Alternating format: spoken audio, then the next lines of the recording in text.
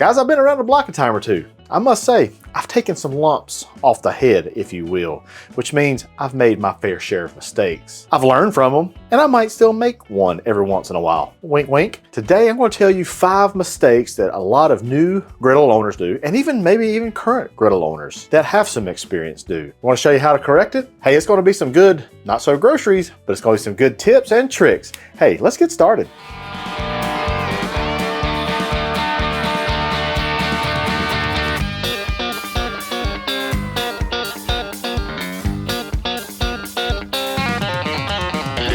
That's some good groceries.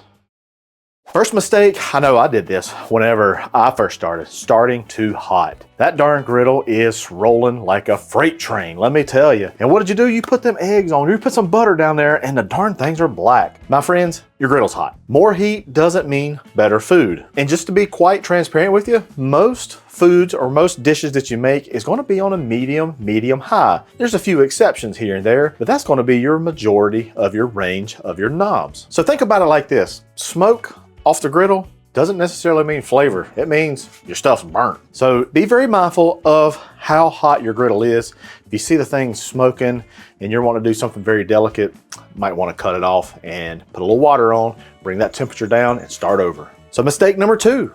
We're going to do the exact opposite. You start with the dang thing cold. You lay something down on there and it just sits there. It just looks at you like, what am I supposed to do, boss? No bueno, that's not good. Generally, whenever you have a cold surface, cold steel, you're gonna have some sticking, or it's just not gonna look good. Depending on the weather, you wanna preheat it on a low temperature, about maybe 8 minutes, 10 minutes or so. Now, on the colder climates, yeah, you might wanna go a little bit longer, but you want to make sure you preheat your griddle. Now, be mindful. Don't go back to number 1, where your griddle's so hot you can't cook it. You can always bring the temperature down. A little bit of water, a little rag, and you're good to go. Cut your knobs off. Number 3, I am guilty as charged on this one. When I first got my griddle, I used way too much oil. My wife was like, honey, why is there so much oil on these hash browns? I mean, it was like an oil slick, like the Exxon Valdez spill on my griddle. I've learned over time, little is good. I've started using even the spray type avocado oil or even avocado olive oil spray. Don't need a look, just a little bit of mist. That's really all you need. You spend a lot of time seasoning your griddle really nicely, and it's kind of non-stick, so you don't need a whole lot of oil. So just remember that the next time if you have somebody complain, or you just say, you know what, I think I'm using too much oil. Now, are you getting into zones? I mean, are you getting into the zones? No, I don't mean like that. I'm talking about knowing your zones. You don't have to have each burner the same. You can cut one off. You can cut 2 off and have heat on the other side. It really all depends on what you're cooking. You're doing fried rice. You want the rice set over here to the side, but you just want it kind of warm. Cut those burners off. Maybe one on, one off. Know your zones and know how your griddle cooks.